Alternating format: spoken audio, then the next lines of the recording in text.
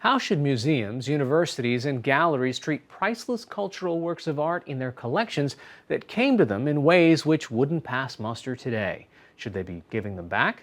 One of the most famous examples involves a 200-year-old dispute between the United Kingdom and Greece over the world-famous sculptures that once adorned the Parthenon in Athens. NewsHour Weekend Special Correspondent Christopher Livesay reports.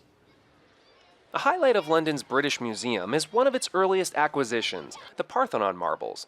These sculptures once decorated the great 5th century BCE temple on the Acropolis in Greece. Considered among the great achievements of the classical world, they depict mythical creatures, stories of the gods, along with average people. They are very significant and important masterpieces, really, of the ancient Greek world. Hannah Bolton is the spokesperson for the British Museum. She admits that how these classical works came to be in England is a sensitive subject, one the museum takes some pains to explain. I think it obviously has always been a topic of debate ever since the objects came to London and into the British Museum. It's not a new debate. The story starts in the early 1800s. The Parthenon had fallen into ruin. Half the marbles were destroyed by neglect and war. Then, a British ambassador, Lord Elgin, made an agreement with Ottoman authorities who were in control of Athens at the time to remove some of the statues and friezes.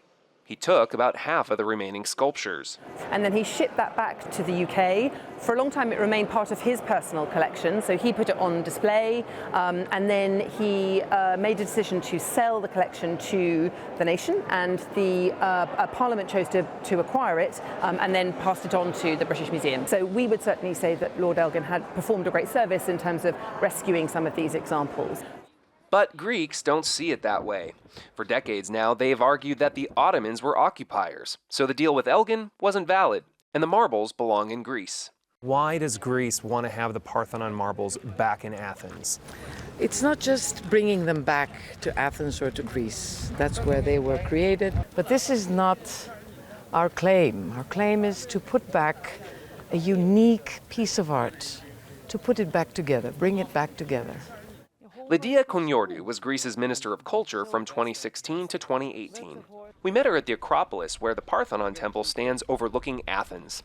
So first it was Lord Elgin who removed 50% of It's almost 50%. almost 50%. All of the marbles, she says, have now been removed from the monument for protection from the elements. And then it was Greece that consciously decided to remove the remaining. The scientists that were responsible, they decided to remove and take them to the Acropolis Museum it was 9 years ago, when the Acropolis Museum was completed. In fact, the new Acropolis Museum was built, in part, as a response to the British Museum's claim that Greece did not have a proper place to display the sculptures. The glass and steel structure has a dramatic view of the Acropolis, so while you're observing the art, you can see the actual Parthenon. The third floor is set up just like the Parthenon, with the same proportions. These friezes from the west side of the temple are nearly all original. On the other three sides, there are some originals, but also a lot of gaps, as well as white plaster copies of the friezes and statues now in Britain. We believe that one day we could replace the copies with the originals to show all this unique art piece in its grandeur. Every block has 2 or 3 figures. Here is only one.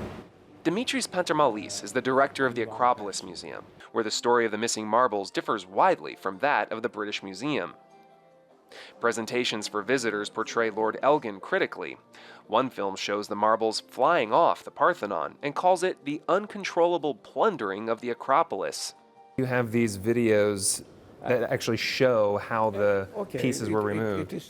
Another film depicts how one of the marbles was crudely split by Elgin's workmen. He damaged art pieces, yeah. He did damage some of these pieces. It was to expect it. The British Museum disputes the claim Elgin damaged the sculptures. It also sees it as a plus that half the collection is in Britain and half in Greece.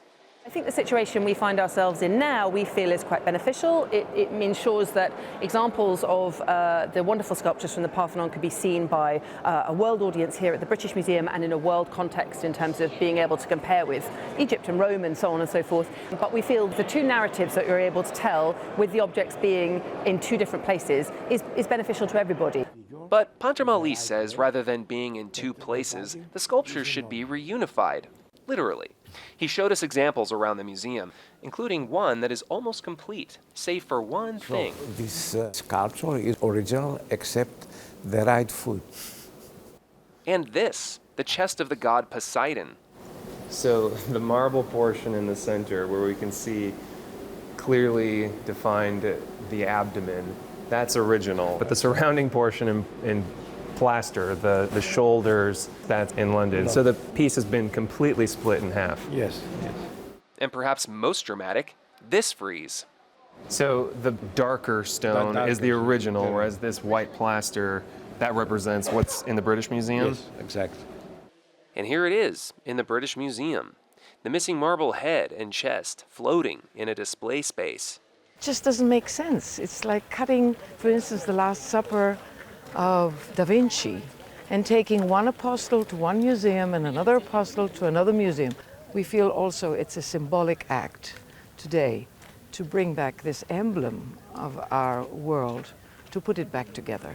If you bring back this emblem, aren't there untold other emblems that need to be brought back? Is this a slippery slope? We do not claim, as Greek state, we do not claim other treasures. We feel that this is unique.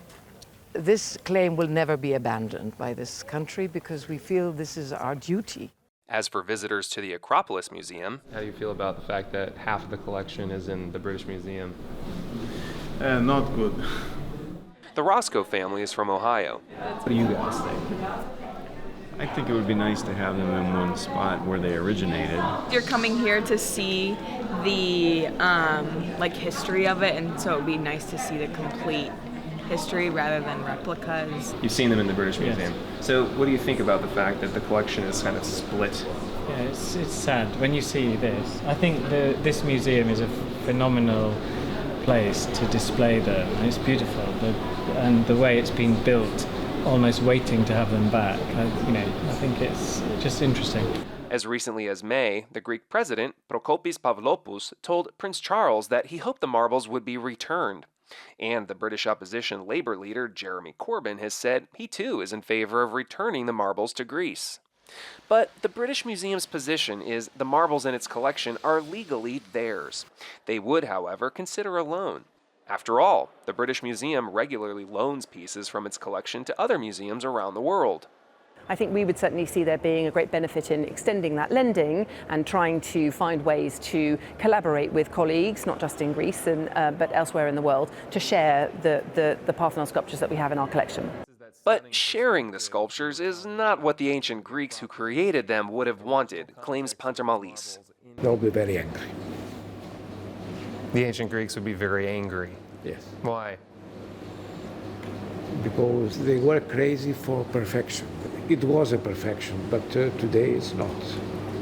As for whether he will ever see all of the remaining Parthenon marbles together under this roof, I'm sure, You're sure that you will see them? but I don't know when.